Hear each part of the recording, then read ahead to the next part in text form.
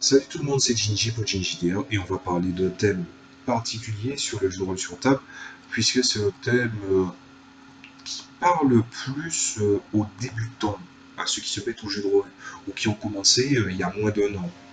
C'est important, je trouve, de discuter de ça, parce que oui, c'est vrai que la plupart des vidéos que je fais, c'est surtout axé sur de la réflexion et surtout un peu sur de l'aide des gens qui viennent de débuter. C'est normal, hein, parce que euh, si vous voulez que des gens vous apportent de l'expérience sur le long terme et que vous êtes vraiment des vieux routards, ben forcément ça va tomber, soit ces vidéos-là vont vous intéresser, soit vous avez déjà une belle sélection, hein, comme moi, de personnes qui parlent du jeu de rôle. Voilà. Voilà. Et bien sûr, il faut éviter de se répéter. Mais pour moi, ce qui m'intéresse, c'est les joueurs qui viennent de débuter, et ce pour plusieurs raisons. La difficulté de trouver une tablée, la difficulté de fidéliser une tablée, et surtout qu'une tablée finisse justement par chaque individu dans une tablée finisse par comprendre l'alchimie qu'il faut pour une bonne tablée. J'ai pas la recette, hein, je suis pas panoramix, hein, j'ai pas la recette de la panacée ultime, mais il est clair que je vais vous apporter des pistes de réflexion. Et pour ça, je pense que je vais faire quelque chose que, après recul, je viens de me rendre compte après 3 essais que j'aime pas trop parler de ma tablée, parce que finalement ça finit par être long. Mais je vais devoir le faire quand même. Voilà. Et il fait chaud, je vais aller ouvrir ma fenêtre. Il n'y a pas d'être sur les routes. Alors, la peur de se tromper.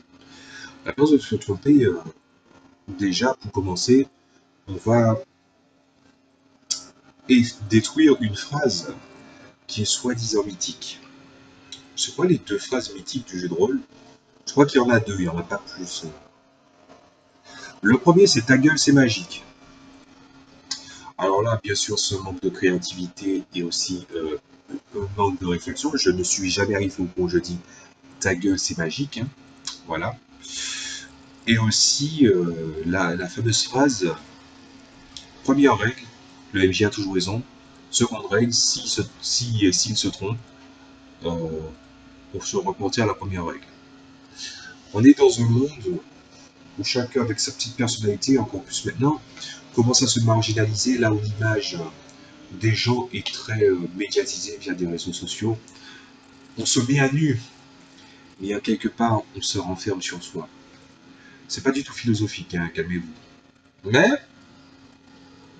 ce qui se passe, c'est que finalement, c'est peut-être à cause de ça, en quelque part, que le côté social, même du jeu de rôle, a baissé.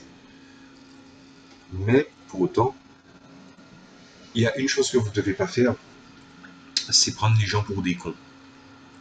Dire ça, c'est prendre quelqu'un pour un con. Bien sûr, j'ai déjà... Non. Je l'ai fait, mais dans des vidéos que j'ai pas sorties. Donc, je vais vous le dire, quand vous faites du jeu de rôle, bien sûr, il y a le conflit de la personne qui a lu le livre par cœur et le MJ qui a décidé de le travailler à sa sauce pour ne pas avoir de problème. D'où le fait que je dis qu'il faut à mieux avoir un seul manuel à la table. Et aussi, dans le pire des cas, si vous avez des manuels du joueur, hein, comme les suites de Pathfinder ou de Donjons et Dragons, faites que vous en ayez. Essayez de voir si vous acceptez qu'il y en a un qui circule à la table. Essayez. Alors, personnellement, je suis encore un peu réticent, mais ça va. Et du coup, ce qui se passe, c'est que dire ça, dire que le MJ a toujours raison, achat, c'est pas la véritable phrase. Ouais, la véritable phrase, c'est le MJ peut se tromper, mais il doit, en accord avec les, euh, les avis des joueurs, prendre la meilleure décision pour la métafluidité et aussi pour le bien du rythme de la table. Ah oui, la métafluidité, ça veut dire à peu près pareil. Donc je me suis répété. Je pense que vous avez compris ce que je veux dire par là. Et il y a d'autres choses. C'est que si jamais vous n'avez pas peur de vous tromper, il y a une peur que vous devez quand même au minimum avoir. Je dirais que ça serait celui d'être au point où vous en avez rien à foutre de vos joueurs et que vous vous foutez de leur gueule euh, quand vous avez quelque chose de bateau, de kayak dans votre scénario, voire même dans vos parties. C'est-à-dire que votre façon de masteriser laisse à désirer. Je le dis parce que bon, j'ai quand même été joueur à combien 3, 4, 4 reprises.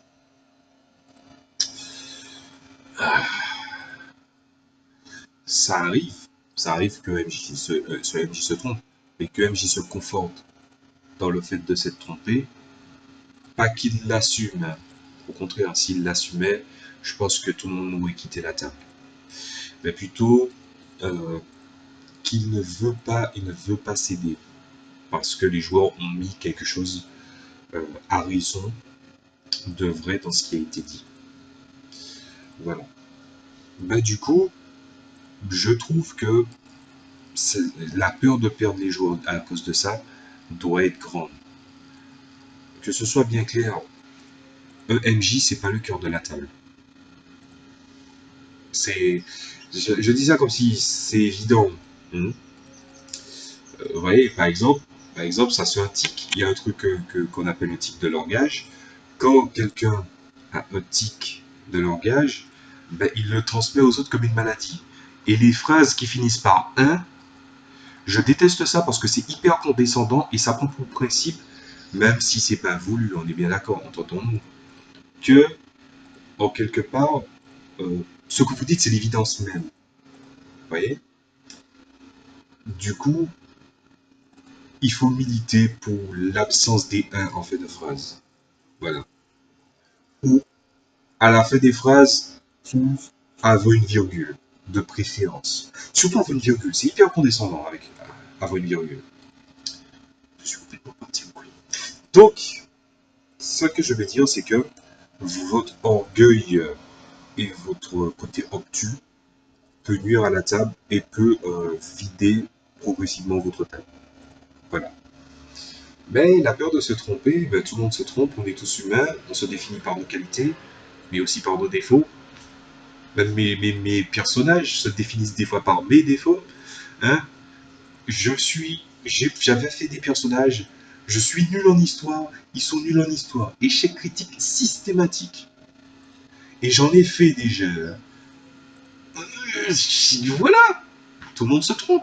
Mais il faut se remettre en question, il faut travailler, faut essayer de faire. Mais surtout, quand il y a un conflit de ce genre, quand il y a un conflit scénaristique, quand il y a un problème de mécanique de règles, n'essayez pas de faire en sorte que ce conflit dure 10 minutes. Essayez d'aller, essayez d'aller plus vite. Essayez de régler ça au plus vite, que tout le monde, finalement, aille bien dans ça et que finalement le rythme de la tablée n'est pas cassé. D'ailleurs, je dois faire une vidéo sur le rythme de la tablée et le rythme de narration.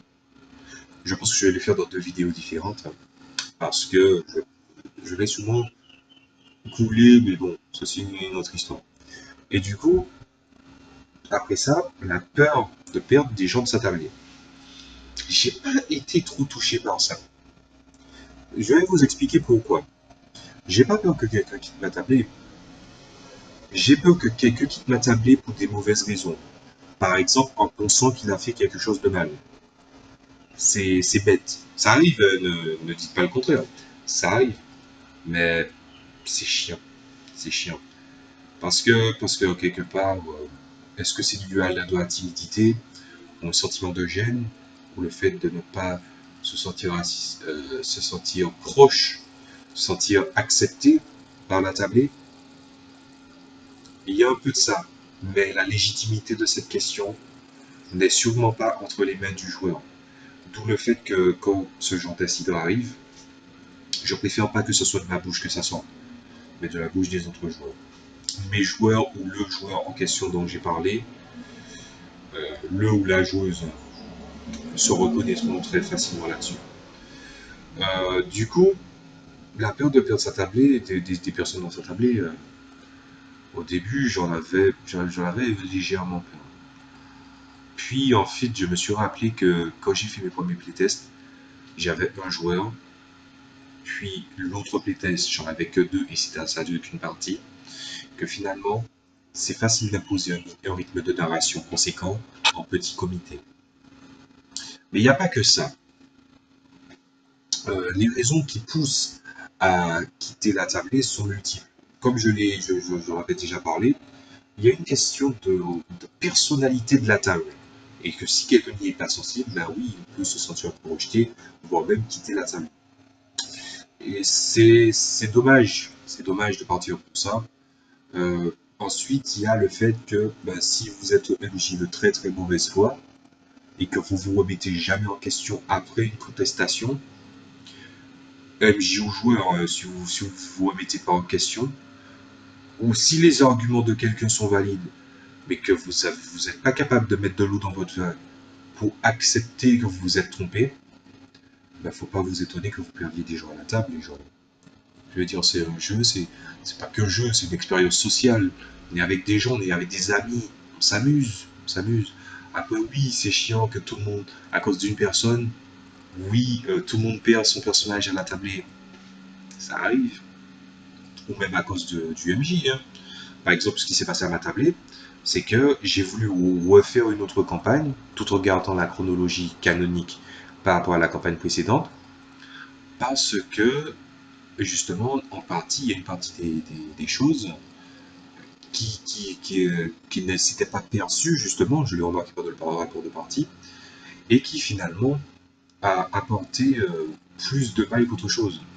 Les règles étaient devenues trop compliquées, je dépendais trop des interfaces que j'avais créées sur Excel, les joueurs ne se mettaient plus en risque, on va y revenir, je pense, puisque mes joueurs savent que je fais des vidéos, s'ils tombent dessus, au moins ils ont un avis plus conséquent que ce que j'ai dit, puisque tout le monde n'était pas là au même moment.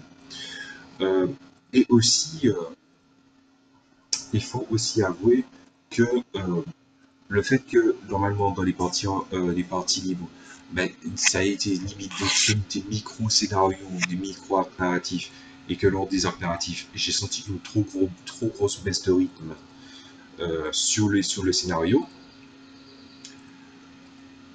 ben voilà, ça pue la merde. Et je peux même dire quelque chose à ce sujet. J'ai voulu faire, je sais pas qu'est-ce qui s'est passé, je vais dire, j'ai eu 27 ans le 16 décembre 2017, mon anniversaire c'est toujours en fin d'année, et je sais pas si c'est parce que c'est en fin d'année ou parce que je commence à prendre de l'âge, mais avant je faisais pas d'analyse, je fais des bilans sur ma vie, mais à des moments bien précis, jamais le jour de mon anniversaire, vous voyez. Du coup j'étais en train de réfléchir, j'ai fait un bilan sur ma vie générale, puis j'ai fait un bilan sur ma vie, sur mon expérience de jeu de rôle. Euh, je ne sais pas si ça mérite d'en faire une vidéo, honnêtement. Mais bon, si vous voulez que je le fasse, mettez-le en commentaire. Euh, peut-être que je vais vous dire d'autres choses qui va vous aider, puisque c'est surtout une de mes principales vocations hein, euh, de ma présence sur YouTube. Hein, c'est d'aider les gens qui se mettent au jeu de rôle et aussi parler bien sûr de tout ce que j'aime. Hein.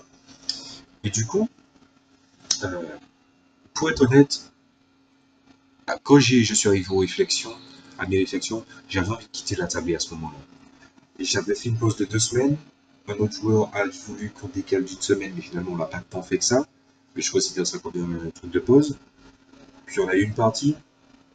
Puis il y a eu les fins d'année. Et c'est à ce moment-là que ça a commencé à cogiter. Qu'est-ce qui fait que ma campagne, c'est de la merde? Pas que ce qui s'est passé, la conclusion des arcs narratifs n'était pas stylé, n'était pas cool. Mais qu'est-ce qui fait que c'est de la merde en boîte quand même? Je vais faire ce parallèle. Vous allez trouver ça peut-être un peu facile pour ceux qui sont fans de manga, mais je vais le comparer à Fairy Tail. Fairy Tail, c'est beau, c'est joli. Le mangaka a fait vraiment un travail de ouf. Comment il fait un style aussi détaillé, mais pas au millimétré. Vous voyez ce que je veux dire? Mais en même temps, Fairy Tail, c'est pas du caca, mais c'est pas folichon non plus. Vous voyez? Et on est à cette phase, justement, j'étais à cette phase où je me disais, qu'est-ce qui ne va pas à la tablette? Et après, j'ai trouvé mes problèmes à moi. Ensuite, j'ai dit, c'était quoi le problème des joueurs? Alors, c'est bien simple, le problème des joueurs, c'était quoi? Dans mon univers, il y a un système de tâches, Et il y a bien sûr le système d'aventurier. Jusque-là, rien de bien original, sauf si bien sûr je parlais de la société dans l'univers dans laquelle c'est, comment ça fonctionne. Mais ça, je le ferai quand j'aurai au moins fait 40% des illustrations. Histoire d'illustrer, le truc c'est joli, hein. Et j'en suis encore loin, hein, ne vous inquiétez pas, hein, je suis même pas encore à 1%. C'est triste, mais c'est comme ça. Et du coup, je me suis dit, avant, dans les autres campagnes, on s'en foutait du niveau de la mission tant qu'elle nous intéressait. On est arrivé à un point où certains joueurs se disaient, à une partie de la table et disait, ah oui, mais on ne veut pas prendre trop de risques, on ne prend pas les missions trop importantes. Et l'autre qui dit, depuis quand on se souciait du niveau des missions? Et c'était totalement justifié. Totalement justifié. Ensuite, il y a un manque de prise de risque. Le grinding, alors là, le grinding, qu'est-ce que je déteste ça. S'il y a bien un truc qui peut tuer un jeu de rôle, et qui peut, en quelque sorte, amener les défauts du grinding du jeu vidéo dans le jeu de rôle, c'est le grinding. Le grinding est un ennemi pour lui-même, et un ennemi pour les autres. Donc voilà, et, et ça, je pense que ça a tellement pesé sur moi que limite, je faisais plus de description. Il n'y avait plus de prise de risque, rien. On était dans un truc insipide, mais bon, oh ouais, mais c'était génial les bordures. Oh, comme vous, bon, je pense même que mes gens vont s'offusquer. Je suis tout le temps en train de faire une imitation stupide de ce genre. Ah ouais, non, mais dans la stupidité, je peux atteindre des sommets. Et, oui. Et donc, ce qui s'est passé, c'est que finalement, comme c'est un peu comme l'effet Berserk, c'est-à-dire des gens vous vendent Berserk comme un chef-d'œuvre, truc comme ça, mais ce qu'il vous dit n'est pas à la hauteur de la beauté, de la profondeur de l'univers du manga. Alors qu'il te spoil au passage. C'est du n'importe quoi. Bref, après ça, je me suis dit, est-ce que j'avais envie vraiment d'abord de dire ma tablier elle est finie. Mais je l'avais, après quand j'ai vu qu'il y avait des règles et des trucs à modifier, j'ai dit, mais comment puis-je faire? Et comme dans tout jeu que je fais, euh, ça m'a pas fallu longtemps. 3h28 pour trouver le nouveau système. Et ça a fait des corrections de malade. Ça a fait des corrections de malade. Et donc, du coup, euh, le rapport de repartie sert à ça. Il sert à dire ce qui va, ce qui ne va pas, quels seraient les problèmes selon eux à la table, de discuter de est-ce que c'est vraiment un problème ou pas, chose que j'ai faite. Et je pense que oui, il y avait des petits problèmes. Non, c'était pas des petits problèmes. Je minimise. C'était des gros problèmes qui me cassaient les couilles. Après, je sais pas si je leur ai dit que je comptais mettre fin à la table définitivement. Mais je pense que je l'ai dit. Je pense que je l'ai dit. De toute façon, s'ils voient cette vidéo, ils seront cons, ceux qui ne le savaient pas, ou qui ont oublié. Et du coup, je me suis dit, j'ai trouvé le problème. Mais après, la phase transitoire fait qu'on ne pouvait pas transférer un personnage à un autre système. Ça prendrait trop de temps. En tout, si je prenais les 4 personnages, ça allait faire 4 mois. Sauf que 3 personnes ont décidé de changer de perso et un a décidé de le garder euh, parce qu'il tient au personnage. Et on va parler de cette partie-là.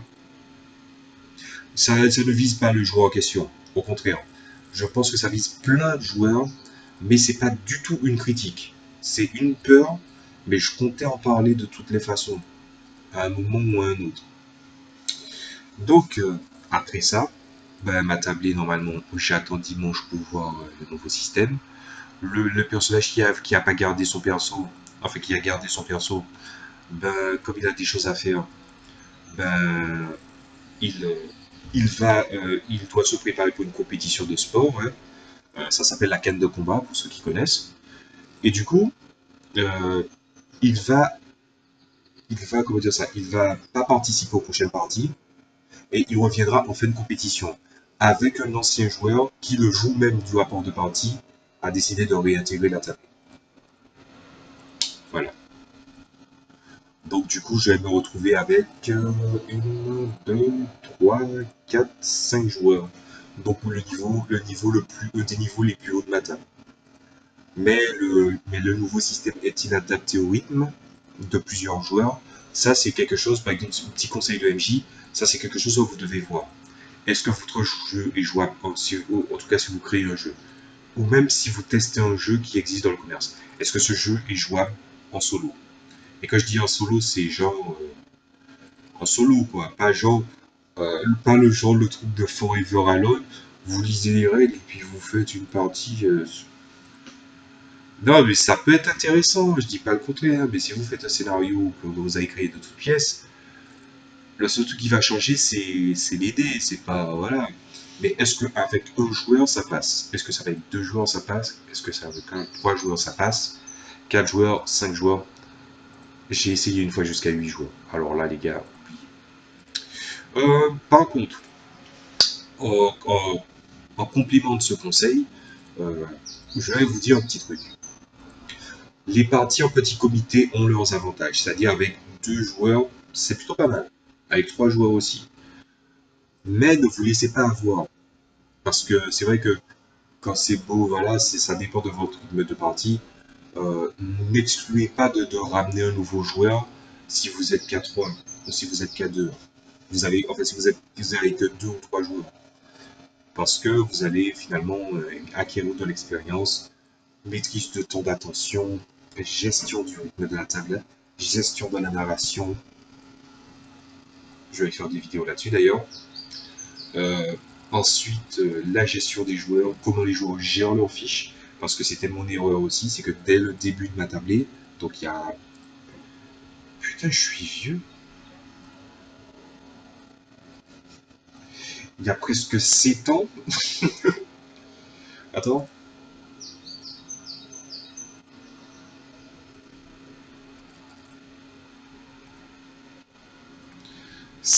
5 ans. 5 ans. 5 ans, putain. Et là, ça va faire 6. En mai. Le 3 mai, ça fera 6 ans.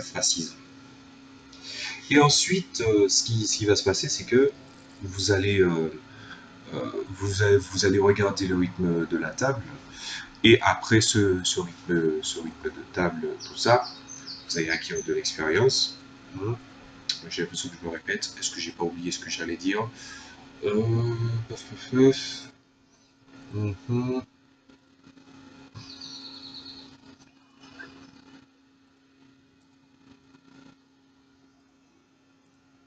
J'ai complètement oublié. Mais en tout cas, c'était un complément de ce que j'ai dit par rapport aux conseils à avoir à la table. Et ça concernait justement le nombre de présences, l'expérience et aussi, ben voilà, j'ai complètement oublié.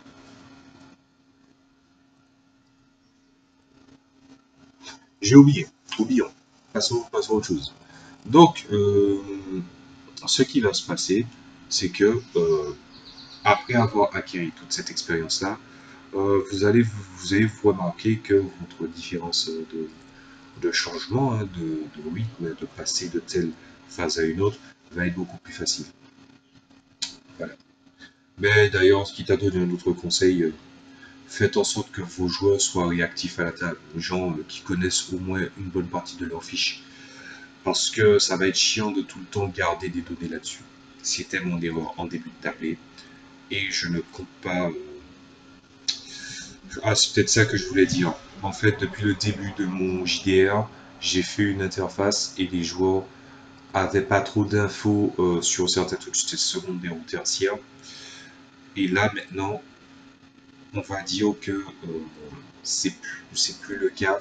Maintenant, j'ai décidé que tout le monde doit gérer sa feuille et surtout proprement. Voilà. Ensuite, quelle peur qu'il y aurait pour le MJ? Mhm. La peur que le scénario que vous donnez aux autres ne soit pas captivant. Alors, il y a une règle qu'on apprend en lecture. Si ce que vous lisez ne vous plaît pas, ce que vous avez écrit ne vous plaît pas, vous ne pouvez pas soumettre ça à quelqu'un. C'est pas possible. Et c'est vrai. Voilà. Et c'est une règle qui est importante, d'autant plus importante. Voilà. Mais je dirais qu'il y a aussi une chose que je donnerais comme conseil. Ne vous attachez pas à vos scénarios tels qu'ils sont construits. Et apprenez à vous laisser guider par les choix de vos joueurs. Voilà. Ensuite, pourquoi vous avez la peur pourquoi ça se manifeste la peur de faire un scénario de merde? Ben, il y a plusieurs raisons. Déjà, si vous êtes quelqu'un qui veut chercher à tout prix l'original pour l'original, ça n'a aucun sens. Bien sûr, il y a des choses qui, on peut raconter 1000 fois une histoire, mais s'il y a 1000 fois, on peut raconter 1000 fois une même histoire, on peut le raconter aussi plus de 1000 fois d'une bonne façon. Et je crois que c'est ce que les médias et les fictions actuelles, c'est de ce dont ils souffrent. Ils font de la recopie, mais ils n'amènent pas, la chose à un juste, pas un juste, comment dire ça, pas une juste originalité ou un élément d'originalité, parce que ça c'est une technique de branleur. Ah oui, tu fais un truc. Alors ça c'est de toute façon c'est le truc typique des gens qui veulent faire un projet pour le jeu de rôle. Limite t'achètes un artbook, t'achètes un livre de règles. Ah oui, non mais en fait, oui mais mon jeu de rôle, je voudrais mettre quelque chose, j'ai déjà trouvé l'illustrateur. Première erreur. Euh, alors, qu'est-ce que je fais? Bon, allez, tu prends le système de ça, ça. Ah oui, et puis oui, tu vois, un petit peu de composants genre, comme celui-là, tu vois, avec ce système de jetons. Et puis, ouais, t'as un jeu. Voilà. Et puis, tu vas vendre le livre 45 €, tout en sachant qu'une bonne partie du pourcentage de ce que tu as fait dans le livre va être soumis à l'illustrateur, hein, parce que c'est bien simple, hein, les illustrateurs maintenant, dans certains projets Ulule, c'est pas des illustrateurs, c'est des maquilleurs de vieux jeux avec d'autres skins. C'est triste, c'est d'une tristesse. Oui, là, je disais ça avec colère il y a des mois quand je faisais mes essais. Mais là, j'en ris parce que je me dis, je suis encore loin d'être un illustrateur. J'ai du chemin à parcourir. Je travaille, hein, j'essaie d'adapter les techniques, j'essaie d'aller dans mon sens, dans le sens de ce que je veux faire à l'avenir. Mais je n'oserais jamais faire ça. Elle est où la dignité dans ça? Il y en a, je sais, ils vont dire, ouais, mais toi, je suppose que oui, de toutes les façons, on a besoin de gagner du fric et de machin. Oui, mais en quelque part, si c'est votre seul, si vous êtes illustrateur et que vous êtes bon, et c'est ça qui me fait un peu chier, c'est qu'ils sont bons, ils sont très bons. Vous avez qu'à regarder les illustrations, mais c'est magnifique. Mais si c'est le cas, ça veut dire que vous pouvez avoir des jobs partout, des travaux partout, même trouver une entreprise qui est grande, et pourtant, vous faites ça. Mais je sais pas trop quoi en penser, mais c'est pas quelque chose de positif. Ben voilà. Donc, comme vous le voyez, je suis complètement parti en couille et je vais retourner un petit peu sur les rails en parlant de la peur de faire un scénario qui n'intéresse pas. Déjà, je pense que si vous faites des scénarios, vous devez déjà voir, faire un tour de table ou même discuter individuellement avec chaque personne si c'est votre avis pour savoir quel scénario est intéressant. Voilà. D'ailleurs, un de mes meilleurs scénarios que j'ai fait, que mes joueurs ont échoué hein, de toute façon. Bon, la suite, ils l'ont réussi, donc ça corrige un peu, mais ils l'ont échoué tel que c'était. C'était de base, j'avais envie de faire quelque chose qui se rapproche de choses qu'ils connaissent. Je crois que mon inspiration, c'était Game of Thrones. C'est-à-dire le côté, pas Game of Thrones en soi, mais le côté, en fait, pour vous donner un raccourci, c'est le côté géopolitique, drame, historique ou ce genre de choses-là. Du genre, vraiment, les gens sont des fils de pute, mais ils sont très humains. Ce qui n'est pas sans rappeler la mythologie grecque. La mythologie grecque, elle est plus humaine que les humains, en quelque sorte. Attends, est-ce que ça veut dire que les humains sont mauvais de base? Bon, je suis complètement dans cette partie. D'accord, j'arrête, c'est la dernière fois. Bref. Et du coup, je me suis appuyé sur ça, faire une espèce de scénario, basculer bien sûr dans la fantasy. Et je me suis dit, il faut que je fasse un scénario qui est dans un ton plus sérieux que les trucs sérieux que j'ai l'habitude de faire. Et à ce moment-là, ben, je n'ai donné aucun conseil, je n'ai demandé aucun avis à mes joueurs. J'ai dit, ils connaissent tout ça, ça devrait aller. Je me suis juste aidé d'un de mes joueurs afin de construire un scénario pour savoir euh, est-ce que vous devez est-ce que vous enfin qu'est-ce que je devais mettre en lumière. Ah putain, je galère un petit peu à faire cette phrase. Bref, et du coup je vais vous donner un autre conseil, et ça c'est un conseil qui va parler à beaucoup de gens, et j'espère qu'il parlera à beaucoup de gens. Chaque joueur a des attentes différentes à la table. Il ne faut pas les remettre en cause, mais il faut en sorte que ça va à l'unisson. Mais par-dessus ça, vous ne devez pas jamais faire un scénario en fonction du niveau d'intelligence des gens. Et je vais m'expliquer. L'intelligence, c'est subjectif. Je vais m'expliquer quand même parce que... Voilà. L'intelligence est bel et bien subjective euh, dans le sens culturel humain. C'est-à-dire que dans le domaine scientifique, oui, l'intelligence a son poids, il est objectif, mais il est subjectif quand il est dit par quelqu'un qui ne comprend pas tout l'aspect empirique des niveaux d'intelligence. Parce qu'il n'y a pas qu'une intelligence, il y en a plusieurs niveaux. Et si votre niveau global votre analyse globale de l'intelligence des gens, ben, finalement vous arrivez à le jauger, est-ce que ce n'est pas condescendant dans un sens? Et si vous le faites comme ça, au niveau d'intelligence des joueurs, est-ce que en quelque part, tout comme vous pouvez être condescendant en pensant en fait, il est condescendant dans les deux actes. Que vous pensez que vos joueurs sont intelligents ou ils ne le sont pas. Et ils ne comprennent pas la chose, ben, vous qui avez pensé comme ça, vous allez peut-être vous dire, oh, mais ils sont cons. Alors que non, ils sont pas cons. Ils ne sont pas cons pour un saut. Mais personne ne doit faire un scénario en fonction de l'intelligence de quelqu'un. Par contre, c'est pas une question de faire un scénario en fonction de l'intelligence. Vous devez faire un scénario en fonction de ce que vous mettez en exergue, en lumière. C'est-à-dire que vous devez mettre des aspects, qu'est-ce que vous décidez de mettre, qui sera vu, qui sera propulsé dans la gueule. Oui, je me suis vraiment eu une gifle. Dans dans le scénario, qu'est-ce qui est vraiment mis en lumière, qu'est-ce qui est subtil et caché, qu'est-ce qui doit se démontrer à certains aspects. En gros, vous êtes comme un marionnettiste qui manipule des fils et que les fils, ben, il y a des joueurs qui vont en voir certains, mais il y en a qui vont pas voir les mouvements de vos doigts qui bougent sur telle partie de la marionnette. C'est un peu allégorique, mais je pense que vous avez compris. C'est ça, faire une bonne base pour faire un scénario. Jamais sur l'intelligence des gens. L'intelligence supposée des gens. C'est pas bien. Bien voilà, ben, c'est tout pour les peurs des MJ. Hein, voilà. Je pense qu'il n'y a pas grand chose d'autre. Hein. Ça a toujours un rapport avec ça, avec les règles, avec la sociale, avec les attentes, surtout les attentes. Je pense que je vais découper ça en deux vidéos finalement. Voilà, bon, bien sûr, je suis parti en couille. Je pense que maintenant que je suis un peu habitué à la caméra, je pense que ça va beaucoup mieux. Donc, je peux déconner comme d'habitude et non pas être. Parce que je me suis écouté un petit peu avant, hein, des vidéos d'avant. Et oui, j'avoue que normalement, je voulais justement faire ressortir toute ma personnalité. Ma personnalité ressort, mais elle ne ressort pas assez.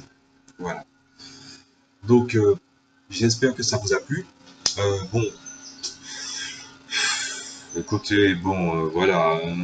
Nanana, j'aime, Twitter, nanana, commentaire.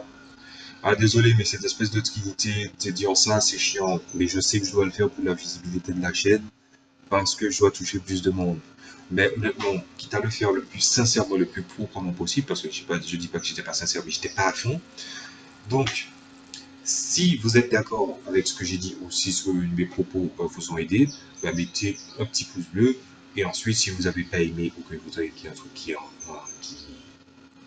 que vous n'avez pas aimé, bah, vous mettez un pouce en bas. Hein. C'est permis, hein, on va dire. Et surtout, si vous mettez un pouce en bas, s'il vous plaît, donnez-moi une raison. Non, je dis pas que je me suis déjà mangé un pouce rouge, enfin un pouce noir. Je ne pense pas. Après cette vidéo-là, par esprit de contradiction, il y aura un sale con qui va mettre, hein, et je te dirai merci, parce que finalement, tu vas illustrer que tu es un sale con. Ah, j'insulte les gens, mais c'est pas possible. Mais en tout cas, si vous voulez voir, si vous voulez apporter des améliorations, je sais que mes amis qui sont amateurs me disent ouais, mais on fait plus de miniatures pour le truc, voilà. Ta photo, on la voit, ta gueule, on la voit presque tous les jours. C'est vrai, c'est vrai, c'est vrai. Mais les miniatures, je pense que je dois gagner un niveau, et pour gagner un niveau, il faut que je travaille ce que je fais en ce moment. Donc progressivement, vous allez voir les miniatures changer, sauf ceux qui ont déjà des miniatures, parce que les miniatures illustrent un petit peu mes propos. Hein. Par exemple, celui avec le cheval avec l'immersion. Windows XP, ça parle à tout le monde, ce fond d'écran de plaine très joli. La déformation des couleurs et des pages qui se tournent en RVP, je pense que ça montre un peu comme des livres, différents plans, les calques, et la projection du cheval en plusieurs aspects, dans une espèce de profondeur des calques et de plans. Ouais, parce que oui, je pense vraiment à comment je fais mes vignettes. D'ailleurs, celle sur les classes et les archétypes. Alors j'ai pris des images, pris une image sombre, j'avais vraiment envie de mettre un côté médiéval fantastique, parce que bon, beaucoup de gens se reconnaissent dans les jeux de rôle par le biais de ça, hein, même ceux qui ne s'y connaissent pas. Et du coup, j'ai mis déjà avec plusieurs niveaux d'opacité, hein, comme pour faire Select your character. Oui, oui, je sais. Bon, bref. Et ensuite, au-dessus, la personne, l'emoji réflexion, parce que l'emoji, ça parle à tout le monde et surtout, dans l'application, ça sert et que le joueur ou la joueuse pourra s'y reconnaître. Voilà. Donc, après avoir autant parlé de ça, je vous dis à bientôt. Quand je dis à bientôt, c'est pas dans pas longtemps, je suppose, où je vais parler de la peur des joueurs. Alors là, je vais être complètement en roue libre parce que je ne suis pas si joueur que ça. Je pense que j'ai déjà fait assez rarement là-dessus. C'était Genji pour GenjiDR. Salut à tous.